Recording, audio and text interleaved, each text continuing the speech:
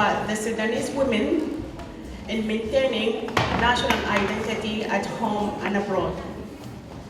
I'm going to tell you a story about myself.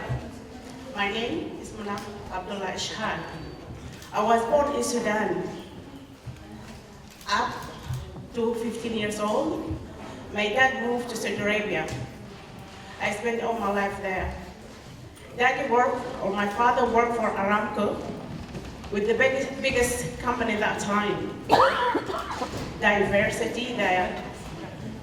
More than 13 nationalities in that compound.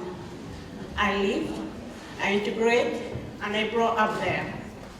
I've done my degree, graduated from King Saud University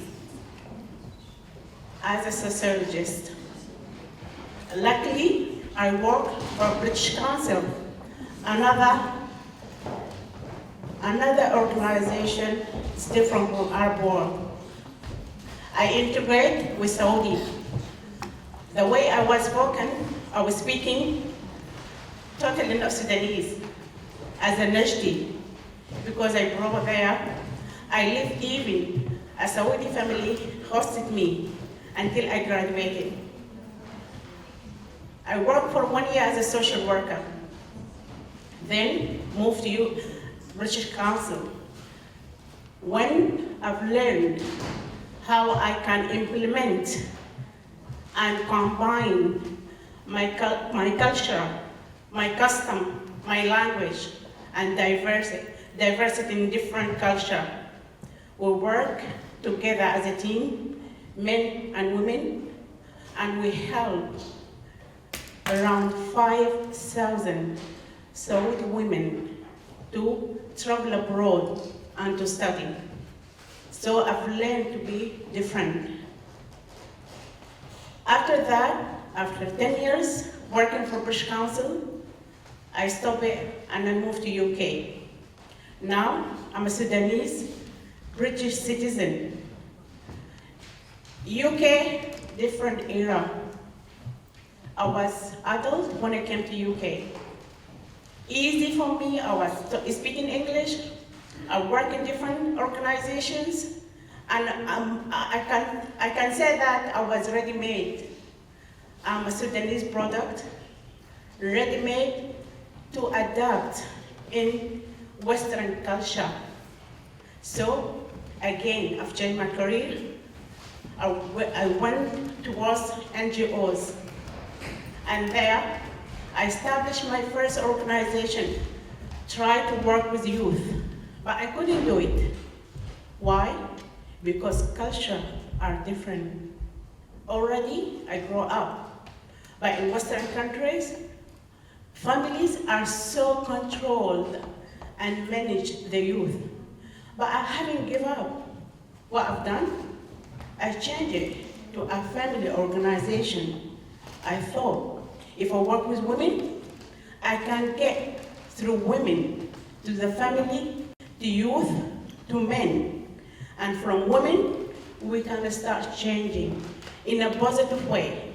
I haven't asked to be a Western. I haven't asked to be a Muslim. Just I want her to be a human being.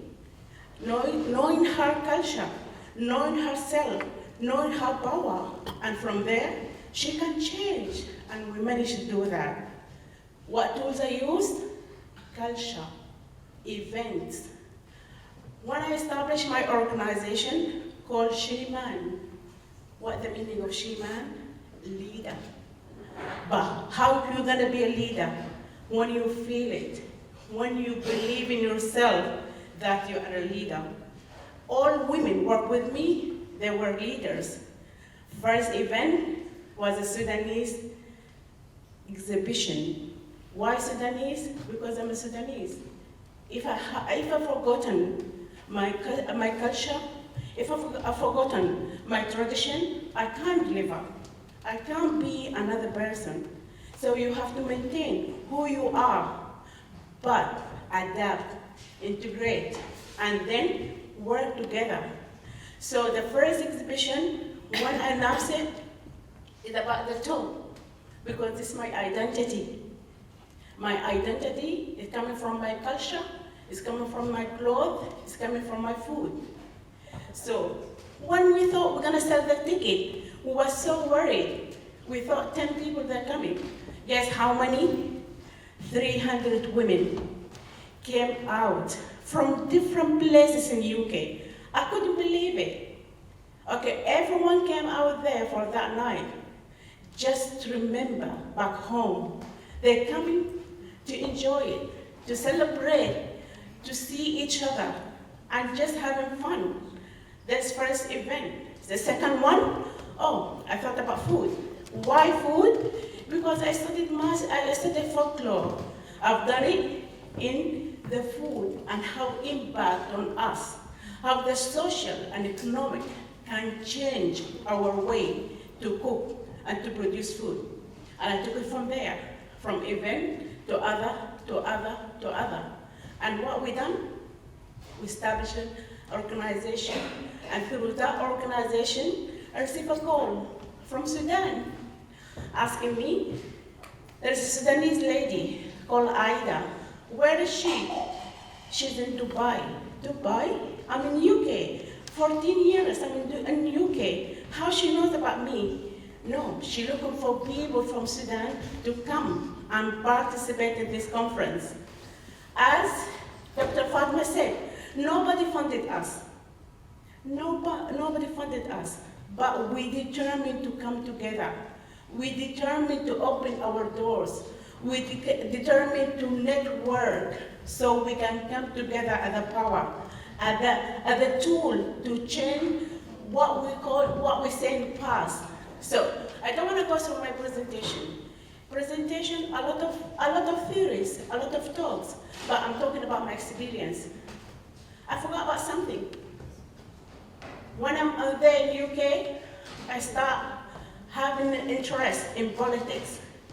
I joined Labour, UK, a British party, and I've been nominated to stand as a candidate where to represent Labour British Party in the town hall. What is a town hall? It's a kind of a first step to present my community in a parliament.